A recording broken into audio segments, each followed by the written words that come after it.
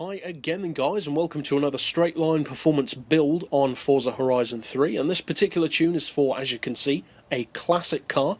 We haven't done as many classic tunes as modern ones, but there are definitely some extremely fast classic cars in the game, and this is a perfect example of that.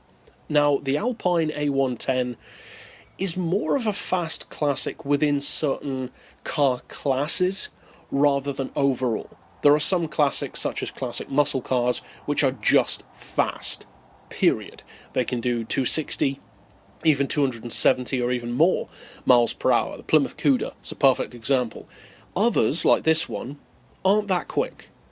But you shouldn't disregard the car because of that, because at lower car class levels, it's actually one of the quickest classics you can get.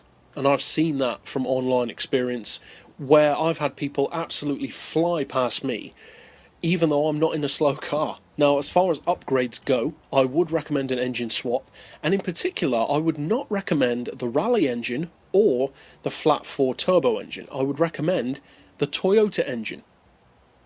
Maybe a strange choice, or it may seem to be a strange choice, but it gives you the highest potential upgrade overall, 719 horsepower. I would also recommend all-wheel drive. Some people might not want that, but I would recommend it. It gives you a big advantage in a car like this.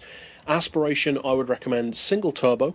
And as far as the visuals, you've got a lot to work with. You've got kind of the body kit at the front end, you've got the ducktail at the back, you've got rims, that kind of stuff. So that's down to you. As far as rally suspension and all that kind of thing, again, that's down to personal preference. I don't have that. I've got everything that's race spec rather than rally spec. And if you want this particular tune in this exact form, which incidentally is S1 900 class, you can get it even higher if you put it on lightweight rims, that kind of thing. But I've built it specifically for that class, and it gives you the same performance as the higher class anyway. Then you can find it on my storefront. Just use the keywords down below for that. Now, as far as the tuning side of things, to unlock that top end potential in particular, you can see that the benchmark is good. It's not mind-blowing for acceleration, but it's certainly good.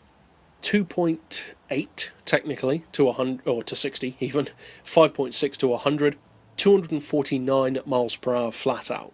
So as I said, it may not seem that impressive when you compare it to something like a 1500 horsepower Charger or a Cuda, but it is, not only for its power, but also because you can get not that level of performance, but great performance out of it, even at much, much lower car levels.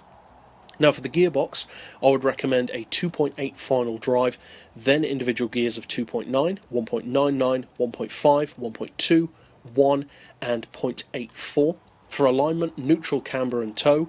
You might want a little bit of camber on this car. It can be potentially leery for less experienced drivers especially, so I'll leave that down to you. I've gone for 5 degrees of caster. Again, you might want it lower, you might want it higher, change it as necessary. Anti-roll I've got on 24 and 26.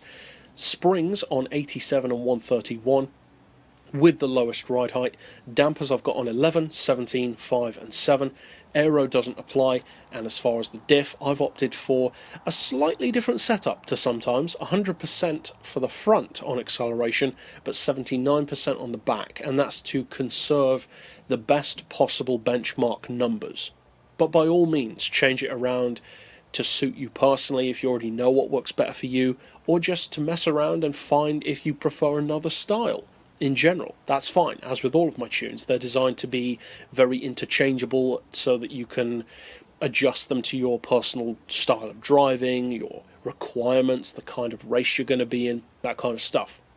And as far as the center split, technically you can go up to 80% without really losing any benchmark performance, but I would recommend closer to 70. As you can see, I have 70, because again, the car is rear engine and you want to keep it under control, especially at higher speeds when you're weaving through traffic. So, as I said, you can get this tune on my storefront, or you could follow some variation of the tutorial yourself.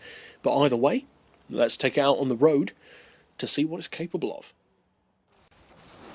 Now, overall, I would describe the performance on this car as being one of those vehicles which it's kind of faster than its benchmark would indicate.